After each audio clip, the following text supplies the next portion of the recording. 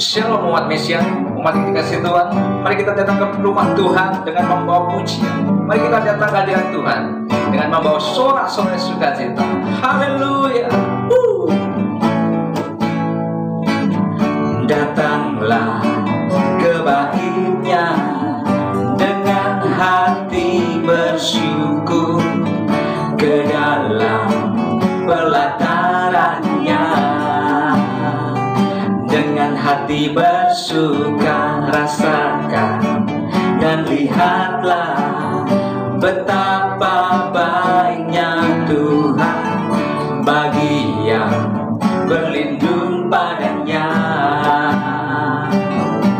Akan bersorak-sorai, akan bersorak-sorai, bersyukurlah kepada Tuhan, sebab Ia baik, bahwasanya untuk selamanya kasih setia-Nya. Bersyukurlah kepada Tuhan, sebab Ia baik, bahwasanya untuk selamanya kasih setia-Nya. Oh, datanglah, haleluya, datanglah ke bait-Nya dengan hati bersyukur, ke dalam pelataran-Nya dengan hati bersuka. Rasakan dan lihatlah betapa baiknya Tuhan bagi yang berlindung padanya. Akan bersorak-sorai, amin, akan bersorak-sorai. Bersyukurlah, bersyukurlah kepada Tuhan, sebab Ia baik, bahwasanya untuk selamanya kasih setia-Nya. Bersyukurlah kepada Tuhan, sebab Ia baik, bahwasanya untuk selamanya kasih setia-Nya. Bersyukurlah kepada Tuhan, sebab Ia baik, bahwasanya untuk selamanya kasih setia-Nya. Bersyukurlah kepada Tuhan, sebab Ia baik, bahwasanya untuk selamanya kasih setia-Nya.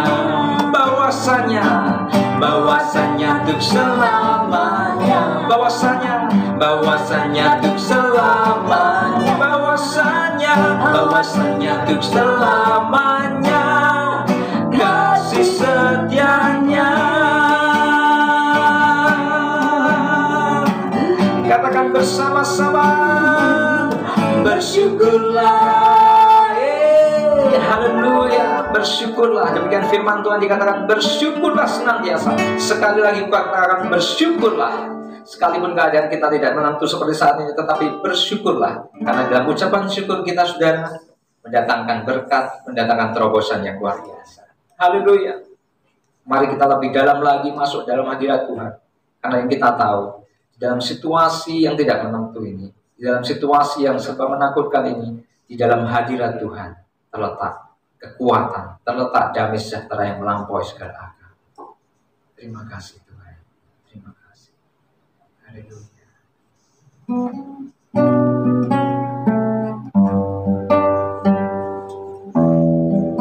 Kami datang kepadamu Tuhan. Kami berserah sepenuhnya kepadamu Tuhan. Ini hidup kami Tuhan. We surrender all to you Lord Jesus.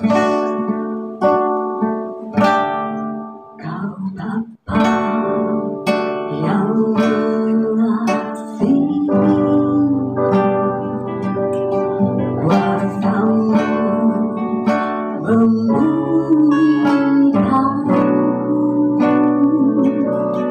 hati yang baru kau berikan untukku dapat melihat rencanamu indah bagiku.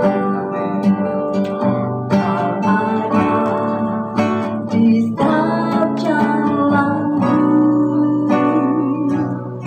hatiku haus dan lapar akan Engkau. Kau rasa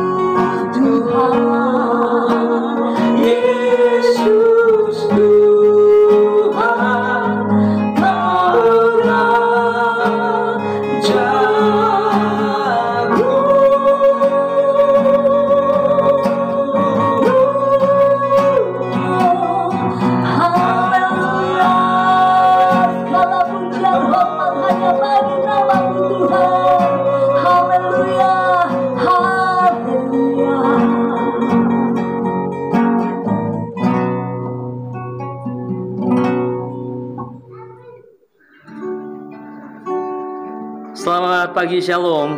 Kekasih Tuhan, saya percaya hari ini kita ada karena Tuhan mengasihi kita. Sepakat dengan saya, katakan amin. Ini hari yang spesial, saudaraku. Seluruh dunia, gereja Tuhan dimanapun berada sedang merayakan satu peristiwa yang sangat ajaib, yaitu kenaikan Tuhan Yesus ke sorga. Kisah Rasul pasal yang pertama, ayat yang ke-9, itu menjadi dasar dari perenungan kita pada hari ini. Mari bersama-sama buka Alkitab saudara-saudara yang di rumah. Dalam ibadah kita spesial hari ini, buka Alkitab kita bersama. Kisah Rasul pasalnya yang pertama, ayat yang ke-9, saudara. Dikatakan demikian, sesudah ia mengatakan demikian, terangkatlah ia disaksikan oleh mereka, dan awan menutupnya dari pandangan mereka.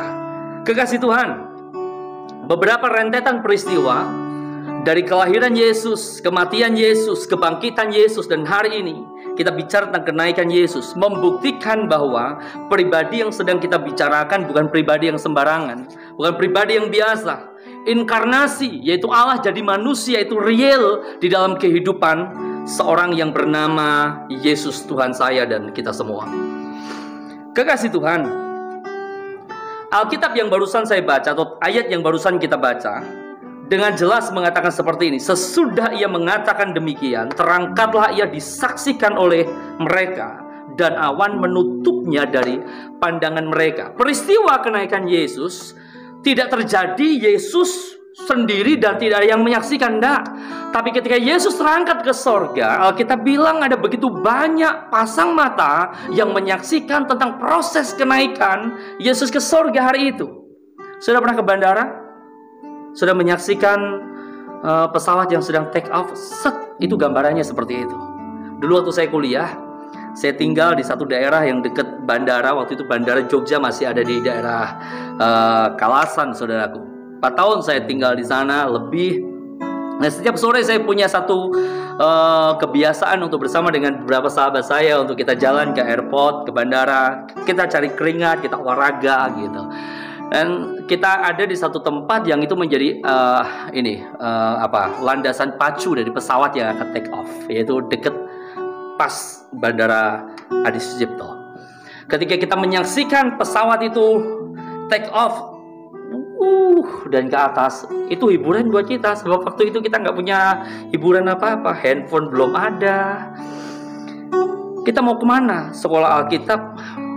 Kita nggak bisa pergi nonton bioskop karena memang uang juga nggak ada, saudaraku.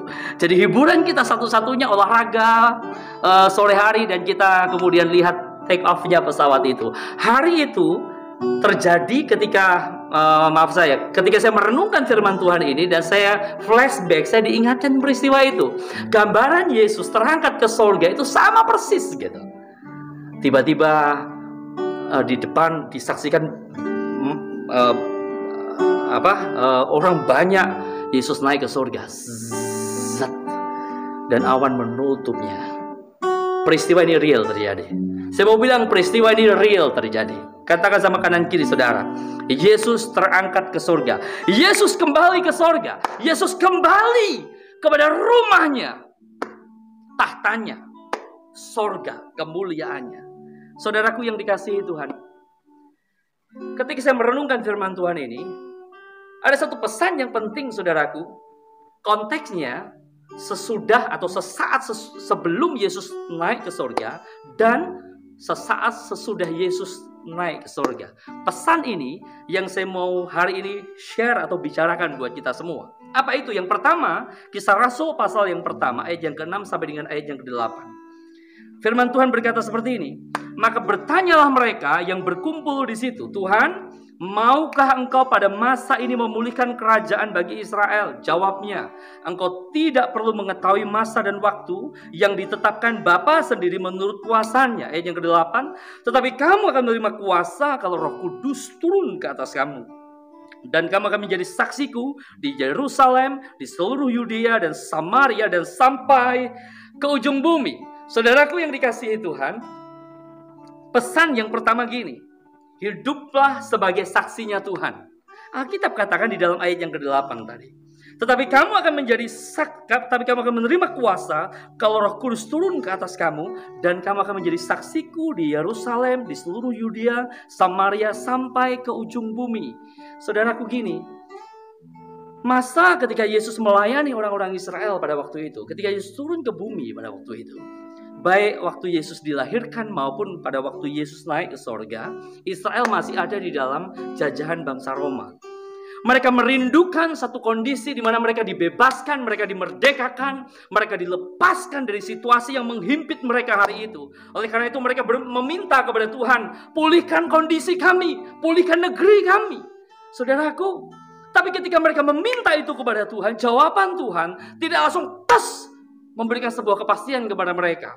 Apakah Yesus gak bisa menyelamatkan mereka? Saya percaya sangat bisa, sangat sanggup gitu. Tapi yang menarik gini, yang Yesus sampaikan kepada mereka adalah mengenai ada waktu yang terbaik, itu bahasa saya ya. Ada waktu yang terbaik yang Tuhan akan nyatakan untuk melepaskan kalian gitu. Tetapi ayat yang ke-8 dikatakan seperti ini, tetapi kamu akan menerima kuasa dan kamu akan menjadi saksiku, kata Tuhan. Saudaraku yang dikasihi Tuhan, garis bawahi kata-kata ini, kamu akan menjadi saksiku. Terlalu mudah Yesus menyelamatkan bangsa Israel. Kenapa? Saya berkata, Perjanjian Lama mencatat satu peristiwa. 400 tahun bangsa Israel pernah diperbudak oleh bangsa Mesir. Mereka menjadi bangsa budak. Mereka nggak bisa merdeka atas kehidupan mereka. Saudaraku, dengan perantaraan Musa, tapi tangan Tuhan sendiri yang berperkara atas kehidupan mereka. Sehingga bangsa budak ini yang 400 tahun hidupnya menderita sebagai seorang budak, hari itu mereka dibawa keluar dari Mesir, masuk ke dalam tanah perjanjian. Saudaraku, mudah bagi Tuhan, terlalu mudah bagi Tuhan. Saya percaya tidak ada yang mustahil bagi Tuhan saya dan saudara. Sepakat kita katakan amin. Hari ini mungkin ada di antara saudara yang masih, maaf kata gini, ada dalam situasi sulit, situasi sukar, saudara terhimpit, saudara terjepit. Kehidupan saudara seolah-olah gini, gak ada kemerdekaan dalam hidup saudara. Saya mau bilang sama saudara, mudah Tuhan tolong saya dan saudara. Sama seperti ketika Tuhan membawa bangsa Israel keluar dari tanah Mesir, demikian juga saya percaya mudah bagi Tuhan untuk membebaskan orang Israel pada waktu itu dari cengkraman orang-orang Roma.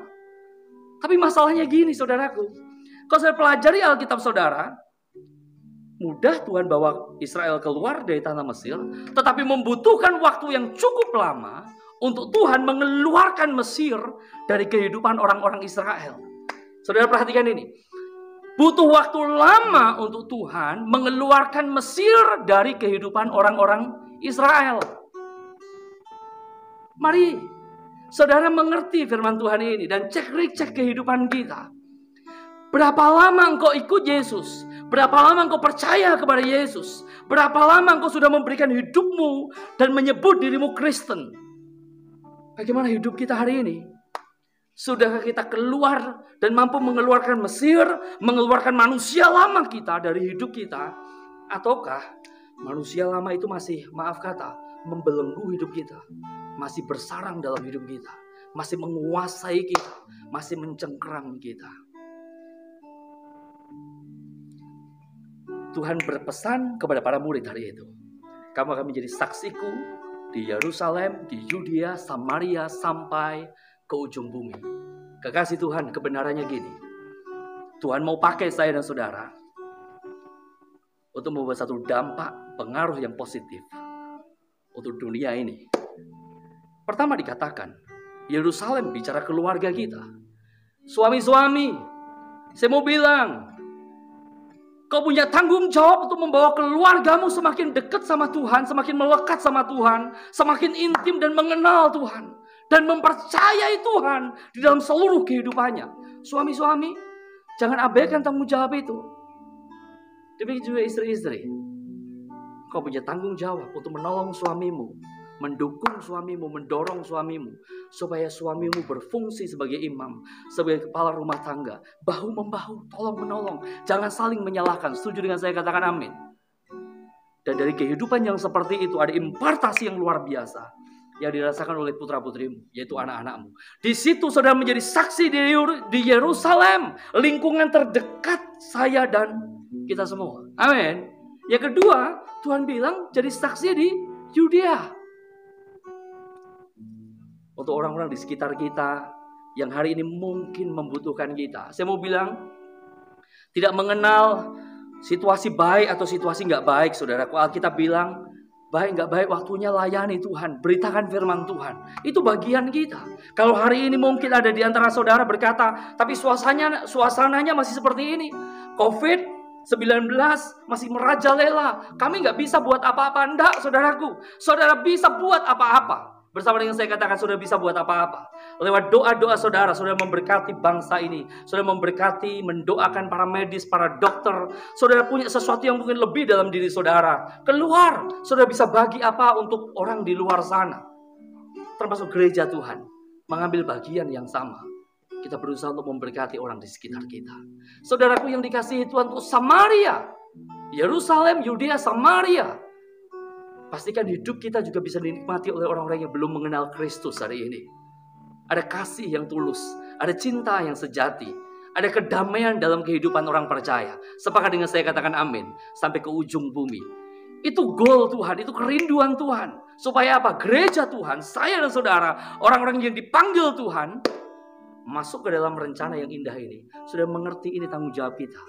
Yang pertama saudaraku, Tuhan berkata, Roh Kudus turun ke atas kamu dan kamu akan menjadi saksiku di Yerusalem, Yudea, Samaria sampai ke ujung bumi. Roh Kudus sudah dicurahkan dalam hidup saya dan saudara. Pertanyaannya gini, sudahkah kita menerima Dia? Dan kalau saudara sudah menerima Yesus, saudara sudah menerima Roh Kudus, kembali berikutnya adalah apakah saudara membiarkan Roh Kudus itu menuntun, menguasai kehidupan kita? Kalau engkau mengizinkan Dia menguasai kehidupanmu, saya percaya sudah melakukan firman Tuhan ini. Sepakat dengan saya katakan amin. Di luar sana, maaf kata mungkin, orang yang menyebut dirinya Kristen, punya label Kristen. Tidak sedikit yang masih belum bisa mengeluarkan Mesir dari hidupnya. Pengaruh cengkraman, kuasa, kegelapan dari hidupnya. Masih terikat dengan dosa-dosa. Maaf kata, masih jatuh bangun di dalam dosa. Masih gagal mempertahankan kehidupannya untuk terus menyenangkan hati Tuhan. Saudaraku yang dikasihi Tuhan, penting bagi kita untuk merenungkan firman Tuhan ini hari ini. Pastikan hidupmu menjadi kesaksian. Lewat hidupmu banyak orang diberkati dan nama Tuhan dipermuliakan. Amin. Itu pesan yang pertama di hari yang spesial ini. Apa? Hendaklah hidupmu menjadi kesaksian. Sama-sama katakan, hidup yang menjadi kesaksian. Ingat, garam dan terang dunia itu melekat dalam diri saudara. Berarti harus ada impact yang baik, harus ada pengaruh yang baik yang dikeluarkan dari hidup saudara untuk orang-orang di sekitarmu. Amin. Yang kedua, Kisah Rasul pasal yang pertama, ayat 10 sampai dengan ayat yang ke-11, saudaraku. Ini poin yang kedua.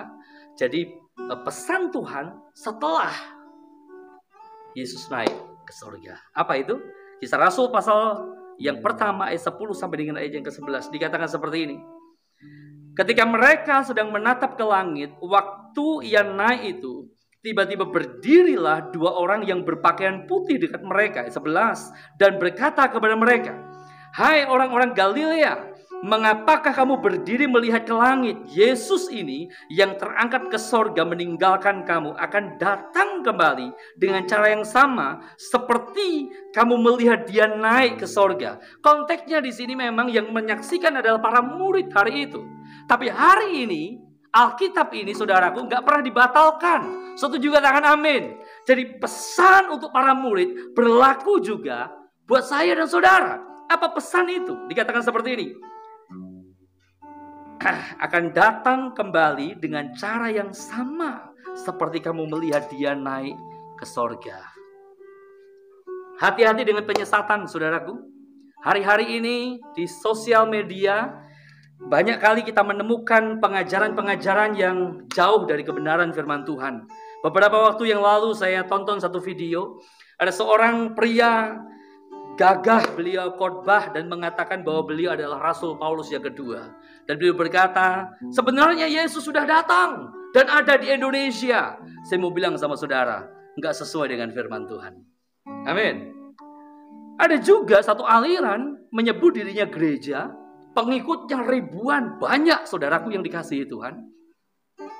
Dan berkata seperti ini, Yesus sudah datang yang kedua dalam bentuk manusia, seorang perempuan dan dilahirkan di negeri Cina. Wah, saudaraku yang dikasihi Tuhan, ketika saya buka itu, saya tonton itu pengajarannya, saya geleng-geleng, ini dapat dari mana gitu.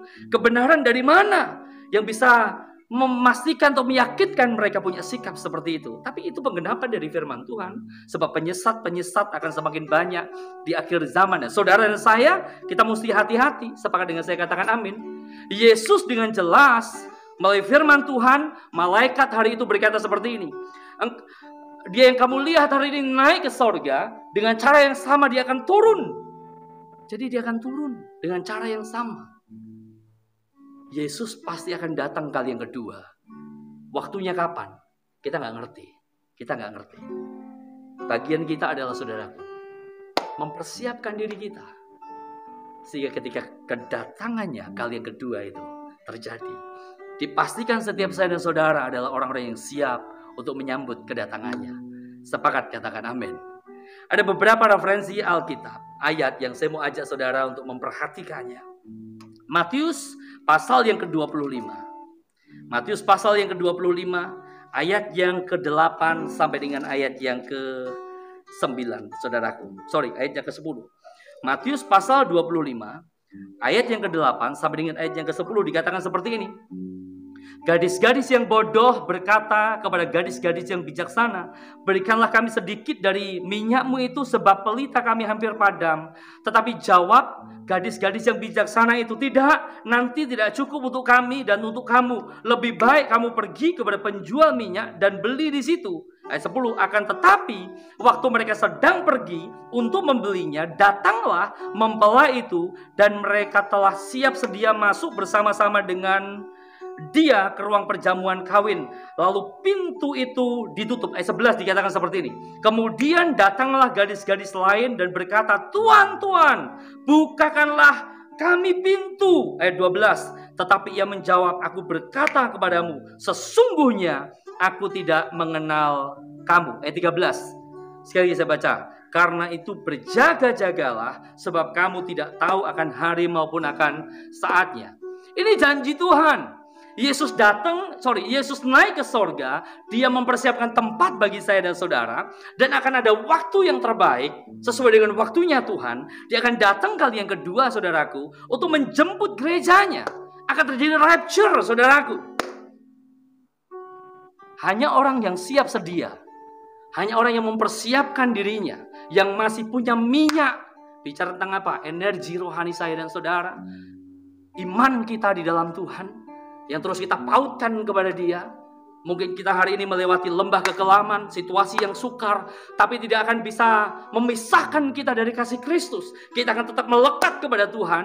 Dan ketika waktu Yesus datang kali yang kedua itu, kita layak menyambut kedatangannya. Ayat yang kedua, yang menjadi referensinya adalah 1 Korintus pasal 3, ayat 12 sampai dengan ayat yang ke-13.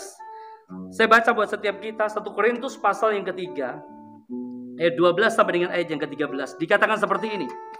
Entahkah orang membangun di atas dasar ini dengan emas, perak, batu permata, kayu, rumput kering, atau jerami. Sekali kelak pekerjaan masing-masing orang akan nampak. Karena hari Tuhan akan menyatakannya. Sebab ia akan nampak dengan api.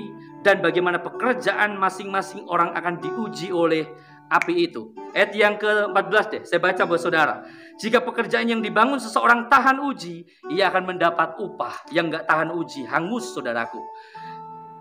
Pilihannya ada di saya dan saudara. Bagaimana kita menghidupi kehidupan ini? Yang pertama, dipastikan saudara mempersiapkan diri saudara. Iman saudara tetap berpaut kepada Yesus. Sepakat, katakan amin. Dan yang kedua adalah dipastikan kau membangun kehidupanmu dengan kualitas. Kualitas apa? Emas, kualitas perak, dan kualitas batu permata. Yaitu kehidupan yang apa? Kehidupan yang terus mempermuliakan Tuhan. Kehidupan yang menyenangkan Tuhan. Doa saya, setiap kita akan tahu rahasia ini dan menangkap kebenaran ini. Yang kedua adalah siapkan dirimu untuk kedatangannya. Dengan cara apa? Hiduplah dengan iman yang terus engkau pautkan kepada Tuhan. Kau naikkan kepada Tuhan. Kau lekatkan kepada Tuhan. Dan yang kedua, bangun kehidupanmu dengan segala sesuatu yang terbaik dan menyenangkan hati Tuhan. Saudaraku, pesan Tuhan hari ini ada dua. Yang pertama, Yesus naik ke sorga. Dia menyediakan tempat bagi saya dan saudara. Dia akan turun untuk kali yang kedua.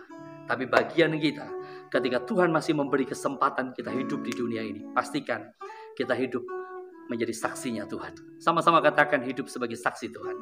Dan yang kedua adalah, mari siapkan diri kita sebaik mungkin untuk kedatangan Yesus kali yang kedua. Kiranya Tuhan Yesus memberkati setiap kita semua, dimanapun saudara berada, semakin melekat sama Tuhan, suami, istri, anak-anak, pribadi lepas pribadi, bawa hidupmu untuk kau persiapkan buat kehadirannya atau kedatangannya kali yang kedua. Tuhan Yesus memberkati kita semua. Amin. Saya mau ajak saudara, kita angkat satu pujian di hadapan Tuhan. Hari ini saya dibantu bersama dengan Mas Iwan. Ya. Main G, Edi dulu ya. Mengiringmu seumur hidupku, masuk dalam rencanamu Bapa. Pikiranku, kehendakku, ku serahkan padamu. Harapanku hanya di dalam-Mu. Ku kan teguh bersama-Mu Tuhan. Jadikanku bejana-Mu untuk memuliakan-Mu, mengiringmu seumur hidupku, masuk dalam rencana-Mu Bapa. Pikiranku, kehendakku, ku serahkan padamu. Harapanku hanya di dalam-Mu. Ku kan teguh bersama-Mu Tuhan. jadikanku bejanamu untuk memuliakanmu. Jemaat Tuhan, kekasih Tuhan, dimanapun kau berada, mari bersama-sama kita datang kepada Tuhan. Bapa, hamba menyerahkan seluruh putra-putrimu dimanapun mereka berada. Dalam situasi apapun mereka hidup hari ini, hamba percaya bahwa mereka tetap biji mata Tuhan. Dan Tuhan berdaulat atas hidup mereka. Hamba berdoa di dalam nama Yesus. Kami tahu Engkau sudah naik ke sorga dan Engkau akan turun lagi kali yang kedua. Bagian kami adalah mempersiapkan diri kami untuk siap menyambut kedatangan-Mu. Tapi ketika kami harus di dunia ini, hidup di dunia ini, maka bagian kami adalah kami mesti menghasilkan buah. Kami mesti mempermuliakan Tuhan. Kami mesti berperkara buat kerajaan-Mu. Di dalam nama Yesus diberi kekuatan, anugerah, kemampuan untuk seluruh putra-putrimu dimanapun mereka berada, untuk terus menghidupi firman-Mu. Kami percaya di balik COVID-19 ini pun Tuhan ada bersama-sama dengan kami. Tuhan memampukan kami, Roh Kudus memampukan kami untuk menghidupi firman-Mu di dalam nama Tuhan Yesus. Sama-sama kita katakan amin. Saudaraku yang dikasihi Tuhan, hari ini kita akan kembali memberikan korban persembahan yang terbaik bagi Yesus Tuhan kita. Saudara, siapkan persembahan yang terbaik hari ini. Mari bersama-sama kita berdoa. Tuhan, diberkati seluruh putra-putrimu yang hari ini membawa korban persembahan untuk Tuhan. Apapun yang diusahakan, sekalipun saat ini kami tahu kami sedang terbatas dalam banyak hal. Kami gak bisa bekerja seperti sebagaimana kami bekerja. Tapi kami percaya bahwa sumber hidup kami adalah Yesus. Hari ini hamba berdoa di dalam nama Yesus. Diberkati putra-putrimu dengan korban mereka. Sekalipun tidak mudah, tapi hamba percaya diperhitungkan Tuhan. Di dalam nama Tuhan Yesus, kiranya persembahan kami menjadi persembahan yang menyenangkan hati-Mu untuk perluasan kerajaan-Mu. Di dalam nama Tuhan kami Yesus Kristus. Sama-sama kita katakan amin. Saudaraku, dengan penuh sukacita, persembahkanlah yang terbaik untuk Tuhan kita. Haleluya. Kita juga akan mendengarkan pengumuman. Kekasih Tuhan, ada beberapa hal yang saya percaya gereja akan sampaikan hari ini buat setiap kita. Selamat mendengarkan pengumuman. Gereja.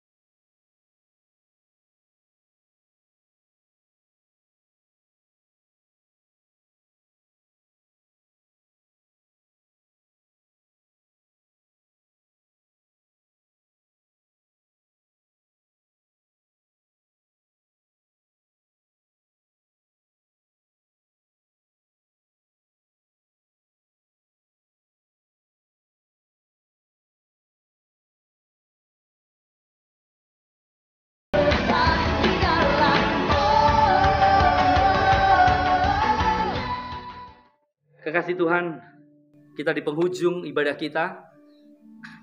Kita bangkit berdiri bersama-sama yuk. Saya ajak saudara bangkit berdiri bersama-sama. Siapkan hatimu. Sekali lagi kita terus naikkan syafaat kita. Lepaskan blessing, berkat untuk bangsa kita ya. Tuhan, hari ini terus kami meminta kasih dan anugerah-Mu. Diberkati Indonesia. Di tengah-tengah keadaan seperti ini, enggak mudah bagi pemimpin-pemimpin negeri ini Tuhan untuk memutuskan sesuatu. Segala sesuatu bisa dilematis, tapi hamba percaya bahwa Tuhan terus menyertai pemimpin-pemimpin negeri kami.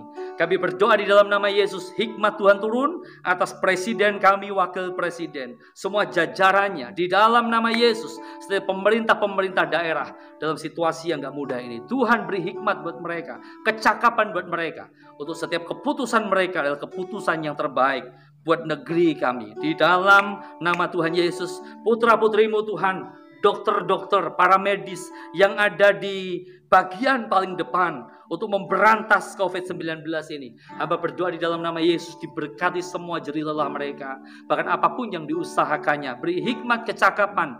Tuhan, perlindungan-Mu sempurna di dalam nama Yesus. Setiap pengorbanan mereka Tuhan memperhitungkan. Berdoa di dalam nama Yesus, Tuhan campur tangan, Tuhan campur tangan.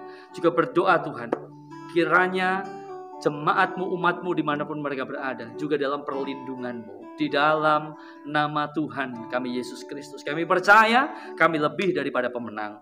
Tuhan ada bersama-sama dengan kami. Di dalam nama Yesus kami bersyukur, kami berdoa. Sekarang buka tangan-Mu di hadapan Tuhan, angkat wajah-Mu. Kekasih Tuhan, terimalah berkat dan rahmat dari Allah Bapa kita di sorga. Cinta kasih yang sempurna dari putranya yang tunggal, Tuhan kita Yesus Kristus. Dan persekutuan yang manis dalam Roh Kudus ada senantiasa di dalam seluruh hidupmu. Rumah tanggamu diberkati, ada keharmonisan di situ. Ada damai sejahtera di situ. Ada kebahagiaan yang berlimpah-limpah di situ. Usahamu diberkati Tuhan. Sekalipun hari ini mungkin sementara engkau berhenti, tapi Tuhan tetap campur tangan atas kehidupanmu di dalam nama Tuhan Yesus Kristus. Studimu diberkati, apapun yang dikerjakan tanganmu diberkati Tuhan. Bahkan lewat hidupmu, nama Tuhan dipermuliakan. Di dalam nama Tuhan Yesus yang diberkati Tuhan, sama-sama kita katakan amin. Tuhan Yesus memberkati kita semua. Selamat hari kenaikan Tuhan. Amin.